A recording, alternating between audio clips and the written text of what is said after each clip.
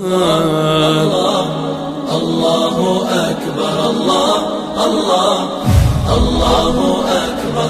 qiyaamada weyn inteena dhiman calaamado lagu gartay leedahay calaamaduhu way fara badan yihiin laakiin waa laba qaybood qayb waa qayb yar yar oo fara badan oo inayna dhaaftay inna haddaba socoto oo ay kamid ahayd nabi maxamed soo bixintiisa calayhi salaatu wasalaam qaybana waa kuwo waaweyn oo adduunkan qaab socodkiisa isbedel ku samaynaya nolosha adduunka dhan laga dareemayo kuwa laga dareemayo waxaa kamid ah niman la yidhahda juuj wamaajuuj waxaa kamid a nin la yidhahda dajaal waxaa kamid a dadka weyne dunida dhan saamayn doona saddexdaasi waa ka mid qoraxdooda dee say xaggaa ugu socoteed xaggaa uga sugaysay un xaggay u galbashaday kaaga libidhay ka soo baxdaa ka mida xayawaan dadka shaabadaynayaa ka mida gaal muslim shaabad la dhacayaa ka mida shantaasaa ka mida shanta ugu waaweyn juuj wamaajuuj waa bini aadam bini aadamkeennan ka badan oo nabigeena alay slam wuxuu yidhi ninku ma dhinto ilaa 100 wiil uu dhalo ilaa 100 wiil ka tago qofku dhiman maayo nabigeena ku tiri sal slam marka kii 100kiina mid walba 100 buu dhali halkii nin 100 buu isu bedelay 100 lagu dhuftay waa mis 10,000 generationkii 20,000 bay noqdeen 10,000 oo min 100 ay haddana noqdeen waa mis ya okay third generation ninkiiba 1 milyan buu noqonaya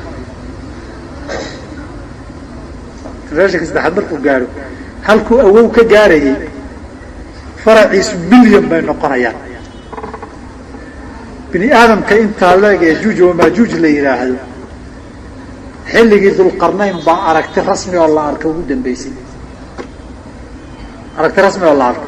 xilligii dulqarnayn baa ugu dambeysay dulqarnayn waa kii suuratulkahfi lagu sheegayo dadkay la joogeen baa uga dacwooday uma atbaca sababan xataa idaa balaga bayna asadayni wajada min duunihimaa qawma laa yakaaduuna yafqahuuna qawla qaluu ya da lqarnayni ina ya'juuja wama'juuja mufsiduuna fi lard fahal najcalu laka kharjan calaa an tajcala baynana wa baynahum saddan derbi buu dhisay dib dambe derbigii wax xagga shaka mara lama arag oo waxaan sheekay waa chinaysiyo waa mongoliyiintii tatarka la dhihi jiray waxaasoo dhan sax maaha nabigeena cala maalin buu wuxuu yidhi weylun lilcarab min sharin qad iqtarab carab balaa kusoo socoto oo shar iyo imtixaan baa kusoo dhawaaday futixa alyawma min radmi ya'juuja wama'juuja haakada intaa in la eg baa furantay buu yidhi axaadiid kale nabigu wuxuu ku sheegay subaxii bay kusoo kal lahaan way qodaan inay soo fakadaan bay rabaan duba aadamaha inta kale ay kusoo baxsadaan markay soo dhawaadaan bay dhahayaan intan berri baan israacinaynaa laakiin insha allahudaa la halmaansiin weligood berri bay soo noqonoo derbigii oo halkay shalay ka bilaabeen joogay iman maalinka u dambaysa bay insha allahu dhihi doonaan markaasay meeshay ku joojiyeen bay ugu iman doonaan markay meeshaa ka soo baxaan waxa dunida joogo dhan way baabi'inayaan aadamaha kale in yaroo muslimiin ahoo dhulkan shaam la yidhaahdi iyo meelo ku cararay baa soo haraya nabiga cala markii dadki waxay dhahayaan bu markii dambe isla hadlan wareede wixii dhulka joogay waynu ka adkaanay cirkaynu u duuli fallaaray ganganayaan gaf fallaadha iyadoo dhiig miidhanay soo noqon laakiin kor jirina waa dil ilaahay la sheegay waa dhintay dhag nimankaasi dunida dhan socodkeeda iyo qaabka nolosheeda waxbay ka bedeli doonaan innagu marka iyaga la barbar dhiga aadamahan kaliya iyagu 1% ma dhanin oo nabigaa sheegay sal slam wuxuu yidhi aadam yawman yajcalu wildaana shiiban buu fasiraya qiyaamada ilmihii yaraa xataa wuu ciroobi halkaa waxaa laga gartay qofka hadday mushkiladii iyo fikirka ku bato durbo waa duqooba waa ciroobaa carruurtan yaryar baa maalin mushkilada iyo naxdin baa lala wada ciroobi waayo aadam baa ilaahay la hadlayaa wuxuu aadamow carruurtaada qaybta naarta soo gelaysa soo saar warde baalka codka maa naga damaysaan markaasa wuxuu dhihi rabbiyow inta dhaarta geli waa in mise waxaa la dhihi kunkii qofba 999 so 0.1% ma kunkii qof 999 qof baa naarta geli hal midna jannadu geli markaasaa naxdinta la naxo baa xataa carruurtu madaxu caddaan markaasay saxaabadii naxeen waxaa la yidhi wallaahi ya meeshaasi waa nag baa lahay markaasuu wuxuu yidhi may tartiib 999 juuj oo maajuuj baa laga soo saari waa wada gaalo halkan idinku noqon wuxuu yidhi gaal iyo muslim markii aadamaha la isbarbar dhigo waxaad la mid tihiin dibi madow oo hal tin oo cad dheerkiisa ku taalo inta madowna waa gaaladii halka tin ee cadna waa muslimkii saasaa aadamuhu loo kala badnaanaya intan aad hadda joogteen aragnaaba gaaladu badan tahay intaa la eg tira marka lagu sii dara ka waran marka juuj oo maajuuj waa bani aadam ilaa iyo hadda waa lalaaya xaggaa loo orday waxay bilaabatay xilligii khilaafa alcabaasiya bay juuj oo maajuuj in la raadiyo la baadi gooba bilaabatay ciidan baa la diyaariyey gaadiid baa la diyaariyey dawlad cabaasiyada aad bay u weyneyd xuduudda china way joogtay dhinacan kalena dawlad cabaasiya raashiya dhinaceedana waxay joogtay ilaa agagaarka mooskay jirto qaysaryaday ciriiriyeysay ciidamaa la diray 4 jiha waraaqa loo kala diray gobolladii bal in la raadiyey raadkii juuj oo maajuuj waxba waa la soo waday hadda diyaaradaha la qaatay satalaadyaa qaatay aadamahaasi meeshay ku nool yihiin baa la garan laayay haddii la dhinaadaan china weeye china iyo aadamaha kale haddii la isbarbar dhigay inteen leeg bay ka badanta basinoo kalama dhanna kunkii 999 inay noqdaan dad kalena hal noqdaan ma dhanna khalqigaas waxaanu dhihi karnaa ilaahay baan ugu talagelin weli in la arko saa darteed adduunyadan lagu leeyahay inta la degan yaho dhan waa la gaadhay weli sheekadaa fari kama qodno in go-an baa la gaadhay intii juuj oo maajuuj lama gaadhin weli qaar baa culimmadu waxay yidhahaan warheedhe 7 dhul baa jirtay ama kaynaga hooseeya ku nool yihiinoo meeshaba dhulka meesha meel loo xiran yahay aduu halkaa iska badan yahay xilligaas waa calaamadaha qiyaamada lagu garan doono waa inaad rumaysa lagaa rabo ninka labaad waa ninkii dajaal ah dajaal waa nin isha bidixdaa way caafimaad qabtaa ishan laakiin waxba kama arko intay caddaatay bay soo kuusan tahay asalkiisu waa yuhuud wuxuuna ka soo bixi doonaa iiraan magaalada asbahaan la yidhahdo ka soo bixi doonaa 70,000 oo yuhuudda asbahaan degan hadda aad bay u degan yihiin baa ciidan kow u noqon doonta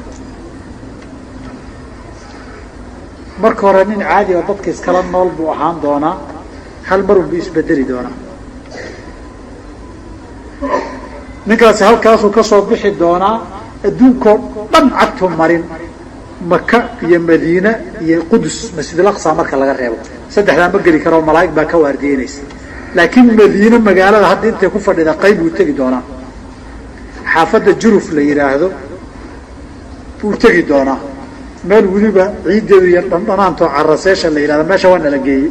meesha nabigu yidhi halkanuu soo degi doonaa waan tagnay agteeda meel buura guriga boqortooyadaa ku yaalla arday maxaa ku taqaanaa arday meeshuu joogo waa mucaarad sidiisaba arday waa mucaarad waxa socdo mucaarad ku yahay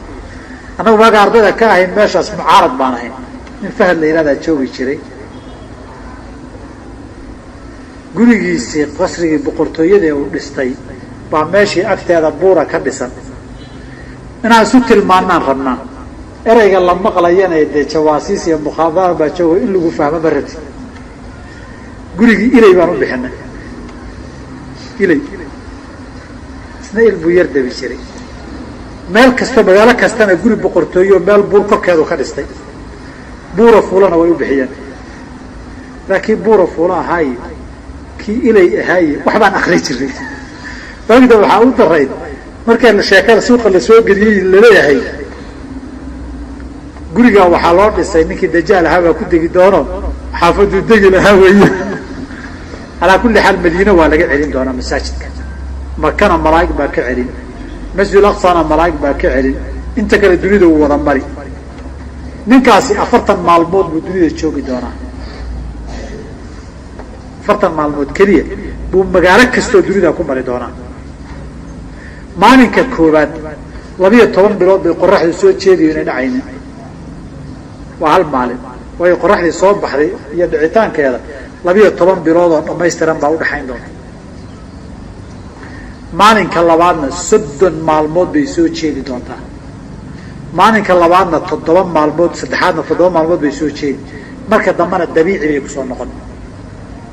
maalintii dabiiciga ahayd baa soo noqon xilliga dajaal xataa qoraxdii maalintii baa saa isu bedeli doonta halka saxaabadu durba su-aal bay nabiga hoosta ka geliyeen waxay dhaheen qorax 12 bilood soo jeeda soonka iyo salaadii seelayeen shantii salaadoodna waa la iska rabaa qoraxna ma wada dhicinba soonna waa la iska rabaa bishii soonna waa wada maalintii 12 bilood markaad jeesnaan kartaa oo 30 bil san yeelaabay dheh wuxuu yidhi saad waagii hore u tukan jirteen baad u qiyaasaysaan saacaddii baad ku soconaysaan markii ugu dambaysay qoraxdu caadiga ahayd saacaddii subax la tukan jiray subax tukada saacaddii duhur la tukan jiray duhur tukada saacaddii maqrib tukada xilligii la suxuuran jiray suxuurta xilligii la afuri jiray afura xadiidkii hadda dar buu anfacay markaad waddamadan Scandinavian-ka tagto qaybta waqooyiga Norway 24-ka 25-ka iyo 26-ka June qorax ma dhacdo 3 maalmood 72 hours bay qoraxdu muuqan daroodaha ku soo aaday see la yeeli salaadihii see la yeeli faqduruu lawdi xadiidkii dajaal qaliyo lagu camal falo markii Norwaydan kale caadiga ila Sweden la yimaado caasimadooda Stockholm iyana bisha June bartamaheeda ilaa August cisho ma jiro qoraxdii maqribkii dhacday guduudkii oo muuqda buu guduudkii salaada subax soo bixi haddaad salaada maqrib iyo salaada subax inta u dhaxaysa banaanka lugaynaysa iftiin uma baahnid iftiinkii subax iyo maqribka ay soo gaari salaad cisho meesha way ka baxday guduudka dhici jiray war maxaa la sameeyaa xilligii u dambeysay maqribkii cishaha intii u dhaxayn jirtay marka la gaaro cishaha la tukada waa marka cishaha la tukadana hala suxuurto ramadaankana bay ku soo aaday soo July aakhirkeeda waxay ku soo aaday xilliyadii qayb ka soo gaaray meel lagu cadaaban yahay way hadda xilligan samarka kulaylaha ay ku jiraan 9 saac habeenkiina waa la suxuurtaa 4 saac oo fiidkii ana waa la afuraa Yurub oo dhan hadda saa way badankeed meelaha ugu roon fiidkii 3 saac baa la afuraa 9 saac habeenkiina waa la suxuurtaa ilaa 9 saac inta ugu roon Yurub meelaha ugu fiican kuwana Sweden oo kale 8 saac baa la suxuurtaa 4 saacna waa la afuraa عذاب يا ها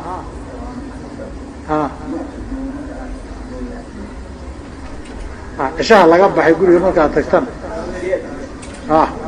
iyaga de meesha gudubkii maqribkii iyo kii subaxaba isu muuqdaba cishuhu waa qiyaas ma ahane cishiga taraawix kala waqti kala soo galay ma jiraan marka taa dajaal baa laga qaatay oo fiqiga culimadu markay fatwoonayaan hadiiba nabigu yiri qoraxdii soo jeeday waa la iska afuri waa la suxuuran salaadihiina saacad baa lagu tukan saacad ku tukada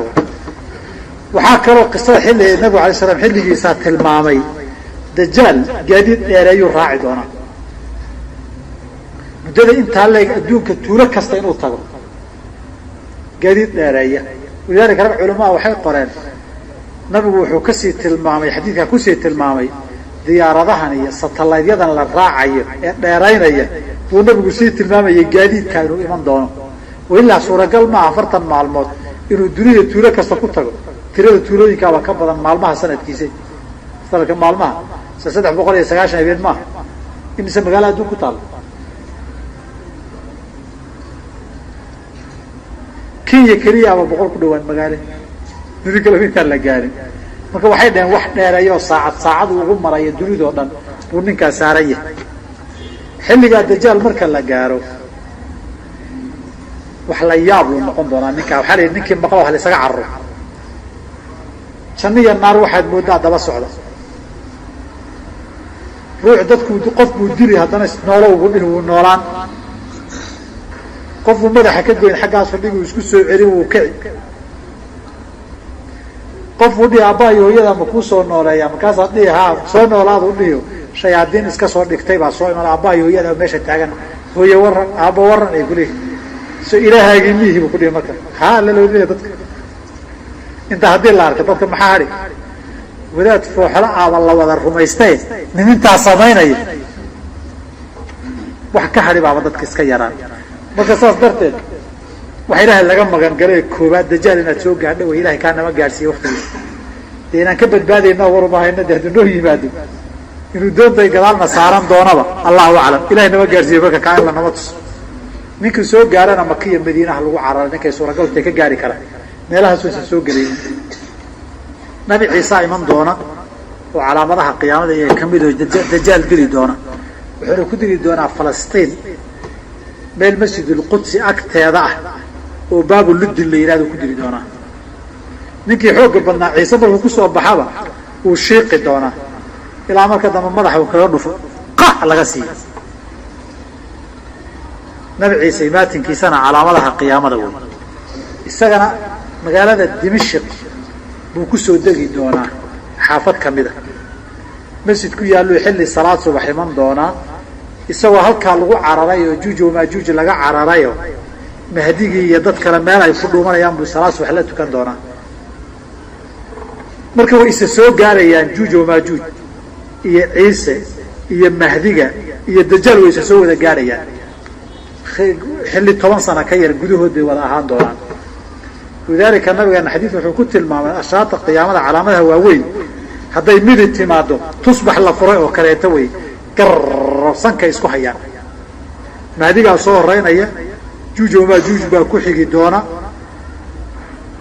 dajaal baa xigi doona ciise. intaa mahdigu waa joogaan waa sanado kooban gudahood. ninkii dajaal ahaa xilligii nabiga waa la soo arkay laakiin dib looma arag. saxaabiga tamiimu daari oo ordayaa maalin nabigu u yimid muddaa la waayay. tamiimu daari doon bay qaateen baddan cas bay galeen doontii baa la luntay dabayliya waxbaa ku dhufto badweyntii ku tuurtay. badweynta markay ku tuurtay doonteeda hirarkeeda iska adkaysan way celin weyday bay doontii jajabtay. wuxuu yidhi geed baan qabsannay annagoo dhawra geedkiisay u haysteen buu meel jasiiradu bay hirarkii keeneen. jasiiradii baan galnay annagoo saan u dhex socsoconna baan xayawaan dhogor badan oo timo badan oo meel ku xidhan baan aragnay. war muxuu aha xayawaankan? war hoodi war nala hadal shib mar bay nala hadasha bay yidhahdeen xayawaanku. wuxuu yidhi anugu hadal uma baahniye hadal iyo haasaawu iyo sheekiya war hadduu idin hayo halkaa hortiinaa nin jooga baa warkiina xiisaynaya haddaa rabtaan u taga. waa soo orodnay nin meeshan xidhan baan u nimid oo lagu hiya gamahaba silsilada bir a kaga xidhan. wuuna soo dhaweeyo wuuna waraystay wy xagee ka timaadeen inaan carab nahay oon xaggaa ka nimid maka iyo madiine iyo jasiiradda carabtaan u sheegnay. markaan intii u sheegnay wuxuu yidhi ui bal iga warrama ninkii nabiga maxamed ahaa nabigii mu soo baxay? markaasaa waxaan idhi bu yihi haa mu soo baxay. haye dadkii carab maxay sameeyeen buu yidhi inna way raaceen inna way diideen oo kuwii diiday maxay ku sameeyeen way la dagaalameen. alla inay iska raacaan baa u khayr badan iska raacaan iska rumeeyaan baa u khayr badan. waxaan idin weydiiyey buu yidhi madiine iga warrama. waa nin waddanka iyo dadkii kale yaqaano wow waa uga warranay nabi maxamed soo hijroodoo yimidna waan uga sheekaynay. meeshii urdun ku tiilee baxiira tabariya la yidhaahday iga warrama biyihii weli ma leedahay bu markaas waxaan may biyihii way sii gurayaan way sii dhammaanayaan. mar dhow iyagaa iska dhammaan doona mar dhow way dhammaanayaan. markuu waraysigii naga dhamaystay kolba kelimad tacliiqa uu ku darayo baa waxaa nili bay dhaheen oo baabuur noo isu sheeg kumaad ahayd nin dadka iyo dalkaba yaqaanaad tahay oo meesha ku xirane basukaaya sheeg. markaasuu wuxuu yidhi anuu nin saa la yidhaahdaan ahay, calaamadihii laygu soo dayn lahaa way soo dhow yihiin, mardhow waa laysoo dayn siduu kor u booday dhahan. markaasaan taan naxnay waa xarguhu goosan rabaan baa soo kala cararray yidhahdeen. si u soo ordaayay ninkii nabigu u yimid, nabig wuxuu ninkaa dajaal ninkii dajaal aha waxayna sheegeen inuu il cad yaho il kuusan tahay uusan wax badan ka arkin. ninkii halkaasay ku soo sheegeen. dib dambe meeluu joogo wax soo sheega waa lala'ya. isaga keliyaba ma aha, nin waxaa jiray reer yuhuud ahaa oo astaantii isha lahaa oo qoyskoodu madiino deganaa oo wiil yar ahaayoo nabigu ka shakeeyey baa jiray kan inuu dajaalkiya waxbuuna sheegi jiray. maalinkii dambe wuxuu yidhi nabigu waa maantaan u gabbanonaynaa u dhuumanaynaa, maantaan kala ogaanaynaa. beeray lahaayeen isagoo dhex jiifa baa nabigu usoo dhuuntay, geed buu isugu soo gabiyey. hooyadii oo meelaha taagnayd baa aragtay, yaa saaf ibnu sayaad baa dhihi jiray, saaf ibnu sayaad warka kac way tiri. nabigu wuxuu yidhi alla maydayso, hadday dayn lahayd maanta uu kala caddaan lahaa. ninkaasaa sheeko waxaa jirtay, ninkaas dajaal waaye. ninka wuu weynaaday, muslim buu noqday, wuu guursaday, carruur buu ku dhalay madiina. magaalado dhanna dajaal inuu yahaa looga yaqaana. xaj buu soo aaday. saxaabi abu saciid alkhudri la yidhaahdo baa la soo wada xajiyay. markii la xajiye safar la yahay, markii meel la dego nin la degal ma leh, nin walba geed meeshuu dego baa laga kala cararaa. abu saciid baa wuxuu yidhi buu yihi maalinkii dambe warba ninka iskala deg, ninka la takoorayo muslimka. markaasuu ii calaacalay buu warniya waa lay dulminayaa, aniga dajaal waa nin gaal, ani muslim baan ahay, madiine wax ma dhalaa la yidhi nabigu yidhi, anigu carruur baan leeyahay, madiine ma galaa la yidhi, madiine waaka waan degana waan ka yimi, ma ka geli maayaa la yidhi, hadda waata waan u socdaa waan ku dhowahay, uniyo dulmiga wax lagu hayo. abu saciid wuxuu yidhi waan ka garaabay, waxaan idhi buu yidhi wallahi ninka waa laga gardaran yahay, laakiin sheekadiinti kuma joojin, intaad ugu joojiyo waxbay noqon lahayd. markii dambe ku yidhi anigu dajaal waan aqaan, aabbihii hooyadiina waan garan. abu saciid baa shakiyey markii hore war baa ka daba yimid. aabbihii hooyadiina waan aqaan, meeshuu joogana waan ogahay, isagana waan aqaanaa buu ku yidhi. haye wuu ka sheekeeyey sheekadii uu waday. warkii hore abu saciid uu soo yar dhowaaday, waa diray abu saciid wuxuu yidhi balaayaa soo socoteen. kaasuu yidhi wallahi abu saciidow maanta haddii noqon dajaalka lay dhahana maba diidan ku yidhi. dawlaadtiisa qaaday u bala kugu dhacday, bala ayaa kugu dhacday. ninkii ibnu sayaad ahaa sidaa ahaa, ibnu cumar bay maalin isku xanaaqeen. ibnu cumar baa u gacan qaaday. marka ninkii intuu neef weyn neefsaday buu bararay. xafsa binti cumar oo umulmu'miniina ag taagnayd, cabdullaahi bay dhab sii soo jiiday. waxay tihi baraka malihi, maxaad ninka noogu taataaban? soo nabigu maadan maqal dajaal suu caadi u yahay, cadho u cadhooday buu dajaalnimadiisu soo bixay, ninka maxaa noogu taataaban bay tii, su u bararay soomaada arkayna. saa ninkii looga cabsan jiray meeluu ku dhintay lawaa. ninkii meeluu ku dhintay iyo meel lagu aasay la garan maayo. qaar ba waxay leeyihiin aataar sugan markii ugu dambaysay magaalada asbahaan la yidhaahdo muslimiintu markay furteen saxaabadaa noolayd. waa nin saxaabada wuxuu ka leeyay maalin maalmaha kamida xilli duhurkiya ma yuhuuddoo damaashaadaysoo dabaaldegaysoo boqorkayagiibaa yimid leh baan arkay buu yidhi, iyo nin gaadiid saaran oo hareeraha laga socdo. waan yaaboo intaan soo baxay oon meel kore soo istaagay baan igu yidhi bal ninka fiiri la sheegayo waaba ninkii ibnu sayaad aha ku yidhi. ninkii ibnu sayaad madiine ku ogaa weeyo ninkii hareero socdana boqorka iyaga ay leeyihiin. halkaasaa arag bilaanta la arka ugu dambaysay. dajaalna meeshuu ka soo bixi baa la yidhi. ilaa hadda culimmadan waxay isku haystaan war dajaal kaluu ahaa iyo war dajaalkii runtahaa buu ahaa ninkii. ilaa hadda meel waa laysla dhiginaya. dibsa laakiin looma arag. qolaa waxay yidhahan amuu musalladka iyo saddex geesoodka barmuuda amuu ku jiraayo meesha siday dibiridii wax u wada liqaysa mabuu ku jira allahu aclam. kolba raggaasna waa soo arkeen, dibna looma arag. daabadana iyadana qur-aanka lagu sheegay.